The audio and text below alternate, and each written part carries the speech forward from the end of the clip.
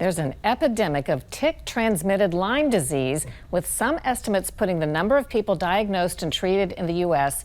at 476,000 people a year, according to the CDC. But there's ongoing controversy, with many saying the medical establishment too often refuses to recognize the illness. When science writer Kris Newby got deathly ill after a tick bite, her research led her to uncover shocking facts about America's history of weaponizing parasites. I used to do ballet. She just went downhill very fast. I went from being a gifted athlete to there's times like it's hard to put a shirt on. It just doesn't seem possible that this poppy seed sized thing is going to make you bedridden, possibly for the rest of your life. This is a story of the history of the tick weaponization program in the U.S. and the government's involvement in that and the cover-up and how it's related to Lyme disease. Can you summarize what you discovered about the U.S. government's work? Were they using ticks somehow in their research? Yes. So after World War II, our military people interviewed the Germans and the Japanese, and they found out, well, geez, they were weaponizing fleas, ticks, mosquitoes, flies. To try to spread diseases? Yeah, as a stealth weapon. So if there's a country you want to weaken and disable, you would put these bioweapons, these unnatural germs, and carried by insects. It's a stealth weapon.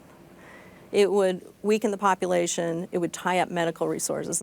Then it would be easier to go in and invade the country. Are you suggesting the U.S., there's evidence the U.S. started doing similar research? Yeah, we took like Himmler's good ideas and General Ishi's good ideas and supersized them. So the main subject of my book, Willy Burgdorfer, was brought over from Switzerland because he was an expert on Q fever, a biological weapon of choice during World War II. He flew over the biological weapons program in Fort Detrick, Maryland, gave him assignments, he would research things. His first job was mosquitoes, so he put a deadly strain of Trinidad fever virus into the mosquitoes. And then fleas, they put plague in fleas. And he was trying to package the fleas in little tubes and then put them in cluster bombs, so you could drop these cluster bombs and it would spread infected fleas over a battalion-sized area.